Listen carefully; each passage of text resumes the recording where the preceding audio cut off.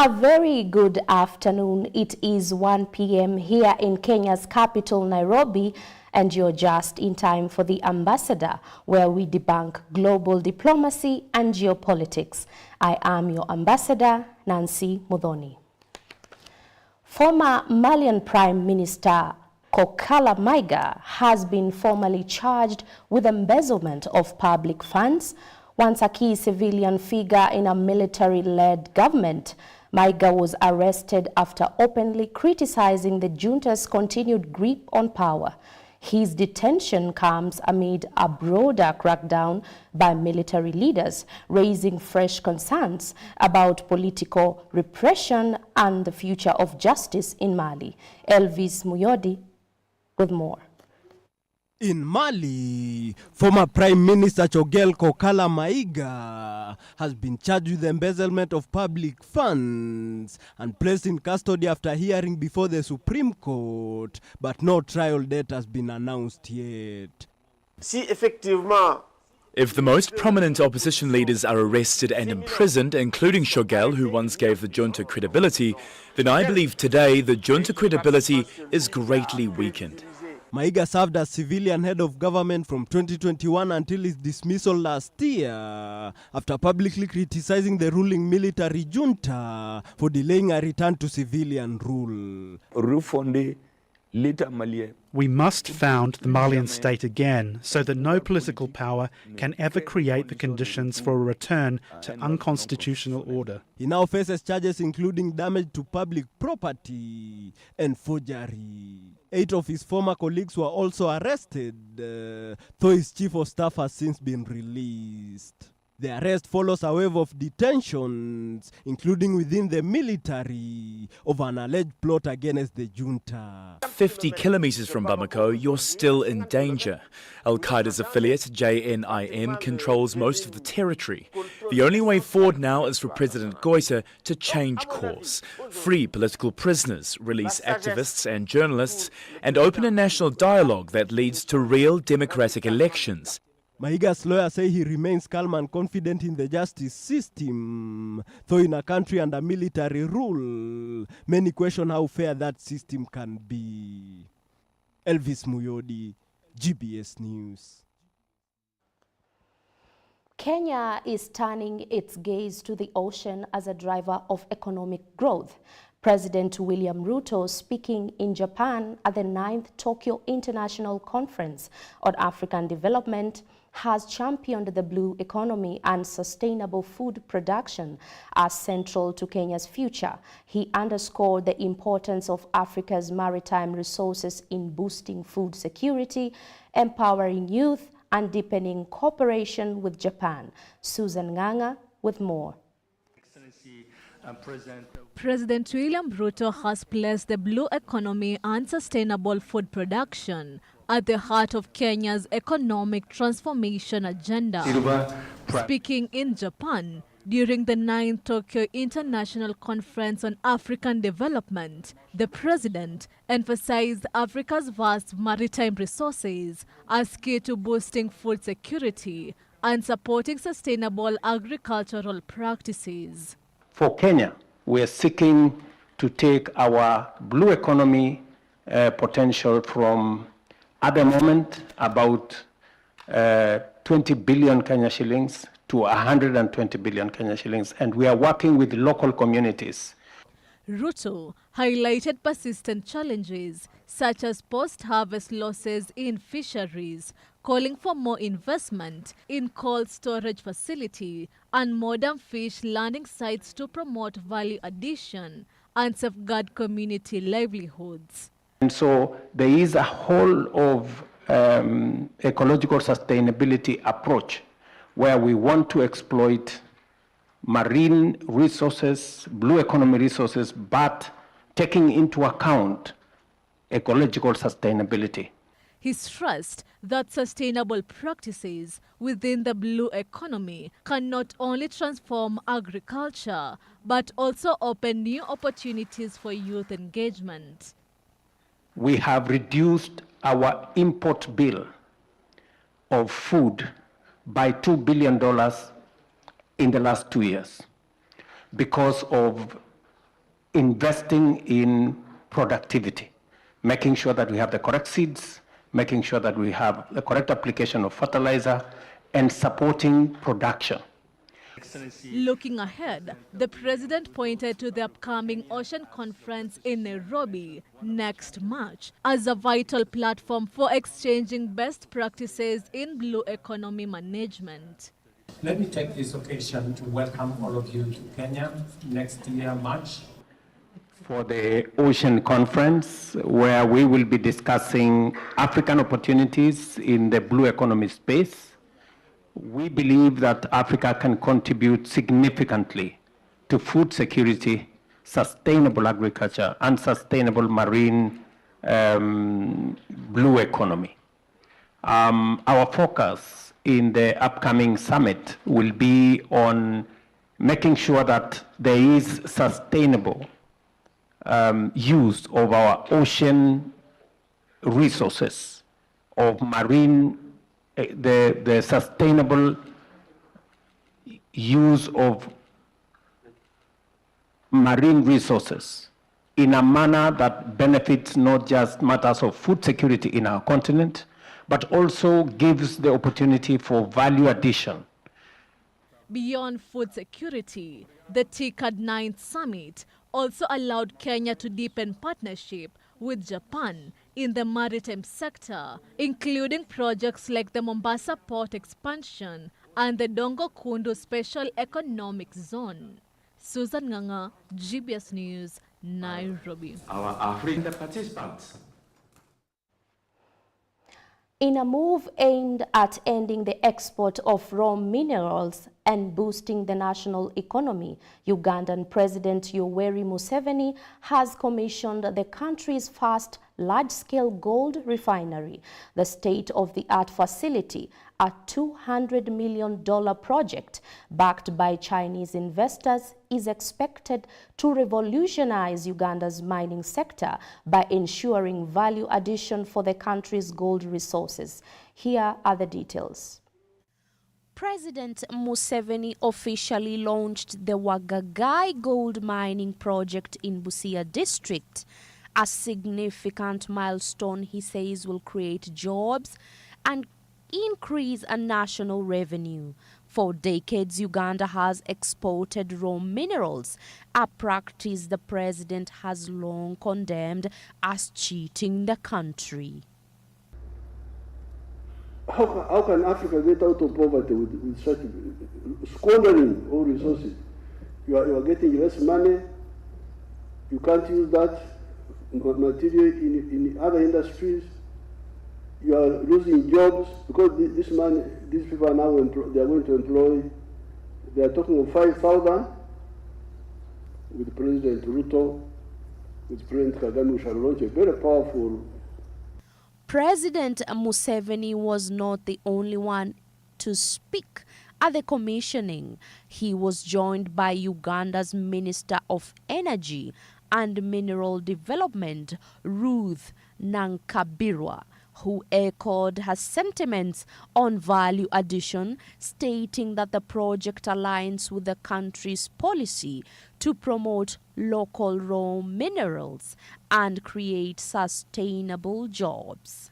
So we are organizing them, we are getting data, and we have seen associations coming up like the Uganda Association of Artisanal and Small-Scale Miners, which has been formed, representing about 150,000 miners nationally, with Busia as a key focal point and local groups such as TIRA Small-Scale Miners Association, TIRA Landlords Miners Association, and Busia United. They have emerged through our efforts and interaction. This gold mine is more than just a new industrial site. It represents a major policy shift for Uganda's government.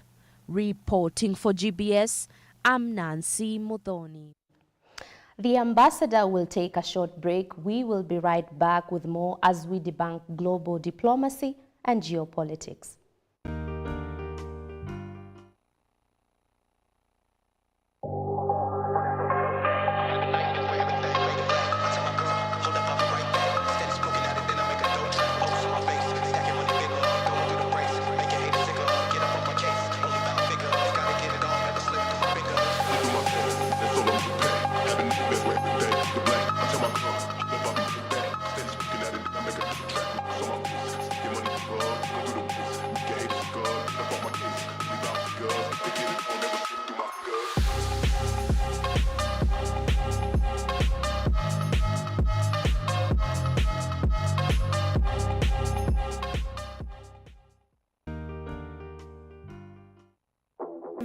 one of us, ama most of us, tulikuwa na ile say kuna Sunday best. Kuna these clothes, Sunday best. Kuna these clothes, they were set aside only for Sunday. So when I was growing up, why am I feeling only confident on Sundays? Hizo siku zingine I just wear anything else. I don't feel good, but nikienda church niko smart, nimeng'ara, nasikia poa. Why can't I feel this every day? So that's why I started getting interest into fashion. Why can't I like wear that confident outfit Monday to Monday? Your confident booster you get. You don't have to break your bank trying to look expensive, buying things from. That is another thing that is killing people, because you're seeing some trendy shit that is online and you're trying to get that, and that is gonna be hella expensive. About fashion it's not about it. You have to like buy new clothes, buy expensive things. There's some people who just wear thrifted clothes and they still look good, they still style them perfectly. It's not about buying new things, buying expensive things so that you can feel expensive. It's just a matter how you're styling, because like I said before, outfits are not like just fabrics like there's a way you can just buy a cloth that's thrifted, but you'll still look good. Funny thing, I've never worn anything that's trending. I'm sorry. But like, yeah, for real, like jorts, unless it's like something that is in my personal style. But you would find that I'm wearing it when it's not trending. Like maybe I was wearing it 2 years ago, 3 years ago. Or I'll be wearing it in future when I realize, oh, this look good on me. But not because I'm seeing it trending somewhere. And you can feel confident in anything. And you can feel confident. It doesn't have to be an expensive piece. It doesn't have to be something imported. That timeless piece that you have, you can make it worth it. You can make it work. Find your own style. Be your own person. Be an individual person. You'll never be able to keep up with anything unless you keep up with yourself. Kama si hapa, utapata wapi mawaidha kama haya? If it's not here.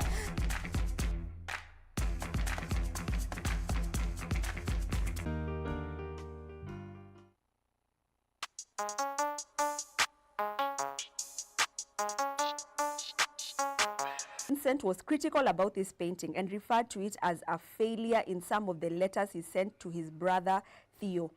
What is black when it's clean and white when it's dirty? Who's your fashion icon? My fashion icon. Julia Sunday ilibamba watu. Yes, Julia was the best. It was the best. And the new Mr. Ruru is tag, nakumbuka my tag was tag number 16. Yes. Akasema the new Mr. Ruru is tag number 16. Favorite Kenyan meal?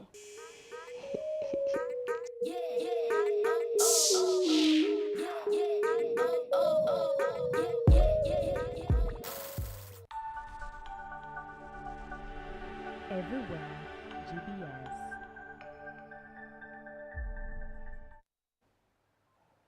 Welcome back to the bulletin. And now, the trauma of sexual violence can have long-lasting effects on the mental and physical health of survivors.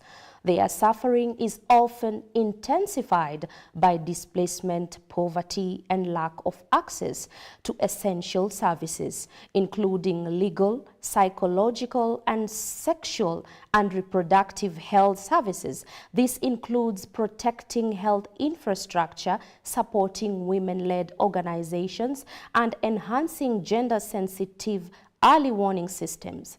The UN also urged for the workers' welfare, as Davis Karani reports. Humanitarian workers are the last lifeline for over 300 million people caught in conflict or disaster. The UN Secretary General has stated that women and girls must be allowed to lead in order to meaningfully and safely contribute to inclusive gender responsibility policies that protect their rights and promote gender equality. The SG also said that the World Humanitarian Day is a time to honor those who stepped into crisis to help others and to stand with the millions of people whose lives hung in the balance. The 2024 Secretary General's report is deeply sobering. 2.5 decades after the adoption of Resolution 1325, conflict-related sexual violence remains a constant feature of war and terror due to its devastating impacts on individuals, families, and communities. We unequivocally condemn its use by both state and non-state actors. Equally troubling are reports of attacks in detention centers, checkpoints, and humanitarian corridors, with victims as young as 1 year old. These crimes persist where legal systems fail, justice is denied, and survivors are silenced by stigma and fear of reprisals. Humanitarian, according to the statement by Secretary General, which he released yesterday, he stated that this year's message is clear. The humanitarian system is stretched to its limit, underfunded, overwhelmed, and under attack where bombs fall and disasters strike. Those who provide humanitarian aid are increasingly under attack. Last year, at least 398 workers, a record high, were killed across the world, from Gaza to Sudan to Myanmar and beyond. International law is clear. Humanitarians must be respected and protected. They can never be targeted. This rule is non-negotiable and is binding on all parties to conflict, always and everywhere. Yet, red lines are crossed with impunity. Governments have pledged action, and the Security Council has laid out a path to protect humanitarians and their life-saving work. In 2024 alone, over 308 humanitarian workers were killed, some in the line of duty, others in their homes. Hundreds more have been injured, kidnapped, or detained, and there is a reason to fear 2025 could be worse. We stress the urgent need for sustained, flexible, and predictable funding for victims and survivor-centered responses, including through the multi-partner trust fund on CRSV.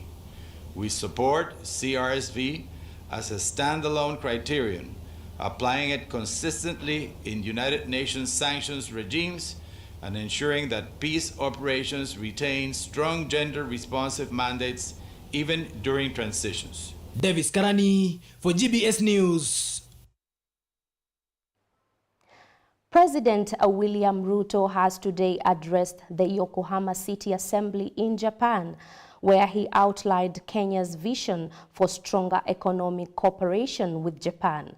The Kenyan head of state highlighted opportunities in trade, renewable energy, digital innovation, and infrastructure, while urging Japanese businesses to deepen investment in Africa. The address, delivered as part of his official visit to Japan, is aimed at strengthening diplomatic ties and positioning Kenya as a gateway to the continent. Maureen Rono with the details.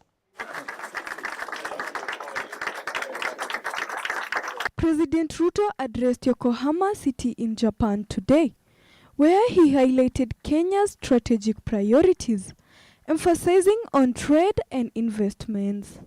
He highlighted Kenya's potential as a strategic investment hub in Africa, pointing to infrastructure growth, renewable energy projects, and the digital economy as key areas for partnership. He told the assembly that Nairobi is keen on attracting more Japanese investors, while assuring them of Kenya's stable business environment. I urge the private sector in Yokohama to seize the boundless opportunities in Kenya. Our relationship must rise to a level high enough that fully harnesses the opportunities that exist in both countries. Our export processing zones and special economic zones provide world-class benchmarks for investors. Kenya is also home to one of Africa's most vibrant technological ecosystem, widely known as the Silicon Savannah. I particularly invite the Japanese private sector to seize the immense opportunities that Kenya presents as the gateway to Africa's growth. President Ruto also underscored Kenya's role in regional peace and security, noting that strong ties with Japan could enhance collective responses to global challenges, including climate change and economic shocks. Kenya's energy mix is already 90% green and renewable, giving investors access to reliable, competitively priced power with one of the lowest carbon footprints globally, an ideal platform to anchor industrial capacity. In addition, our agricultural sector offers high-quality products produced through sustainable practices, ensuring minimal carbon footprint and alignment with global climate-conscious supply chains. These advantages, coupled with Kenya's dynamic market and regional connectivity, make our country the most strategic destination His address comes as part of his wider state visit to Japan, where he is expected to hold high-level talks with government officials and private sector leaders to secure new economic and development deals. Molin Rono for GBS News.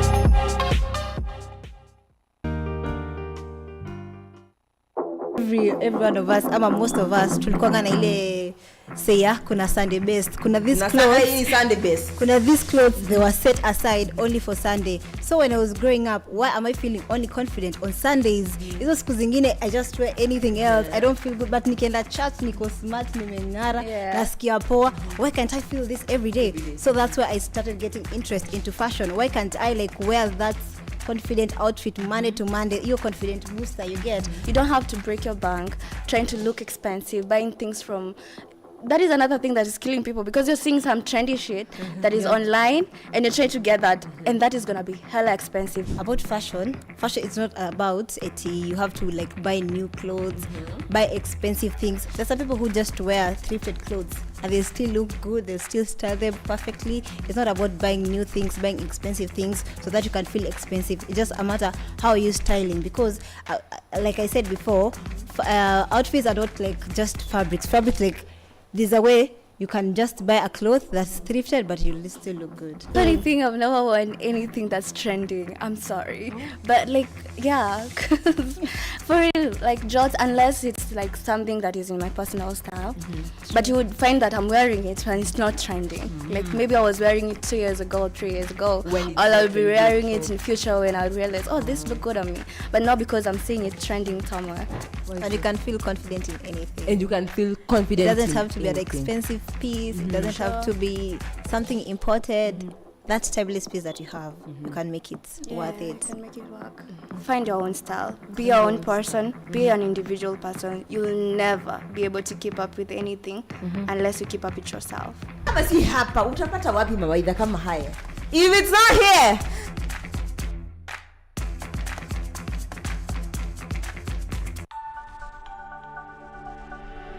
Everywhere, GBS. Welcome back. Apologies for the technical issues. And now, Qatar has confirmed receiving a positive response from Hamas to a new ceasefire proposal for Gaza. The deal outlines a 60-day truce, the release of the Israeli hostages in exchange for hundreds of Palestinian prisoners, and expanded humanitarian aid deliveries. It also sets the stage for negotiations towards a permanent ceasefire. Egypt's foreign minister has hailed the breakthrough as significant, saying the ball is now in Israel's court. However, Israel has yet to reply, and leaders in Tel Aviv insist military operations will continue until all hostages are freed and Hamas is dismantled. The humanitarian situation in Gaza remains dire. Hospitals are overwhelmed, food and medical supplies are scarce, and fears of starvation are mounting. Mediators say the ceasefire proposal offers the best chance yet to hold the bloodshed if Israel agrees. I'm not in the habit of being overly optimistic when I don't have clear facts in front of me. What I can tell you is, and I won't say if this is different or similar to previous iterations, But what I can tell you is that we have a positive response from Hamas.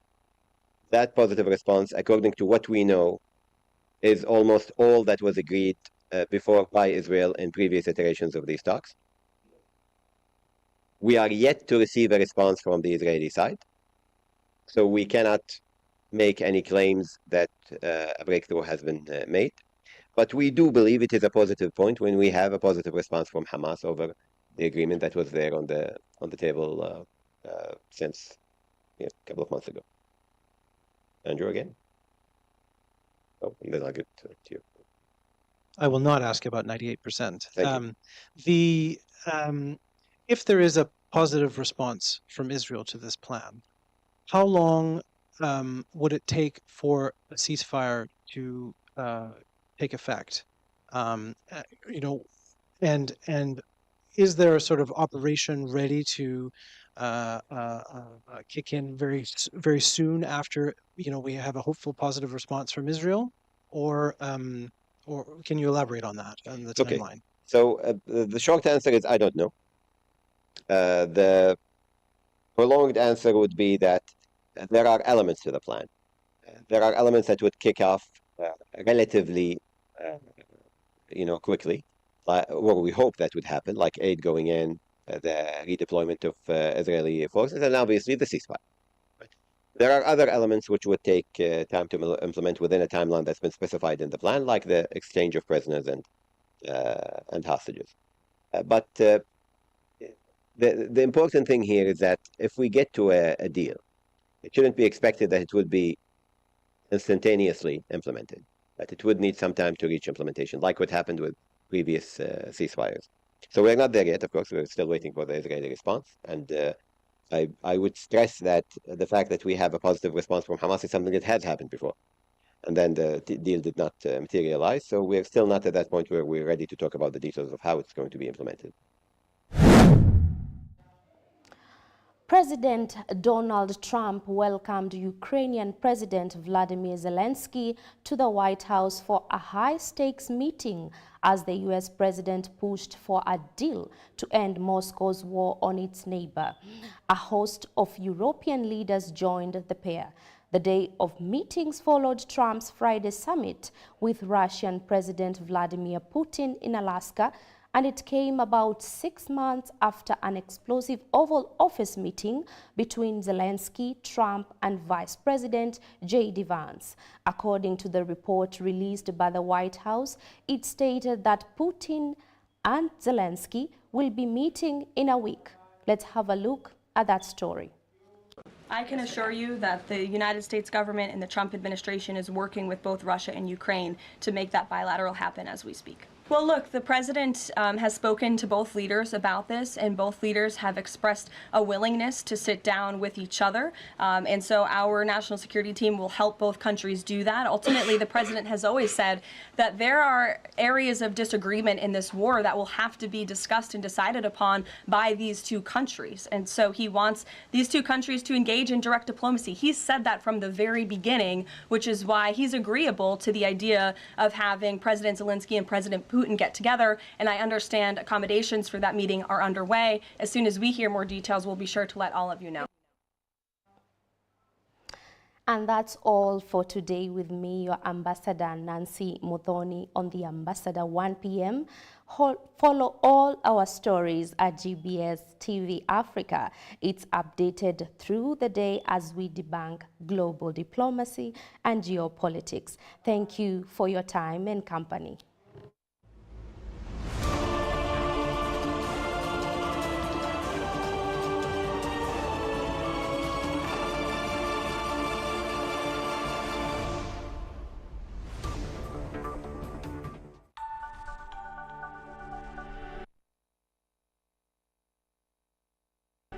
Everywhere, GBS.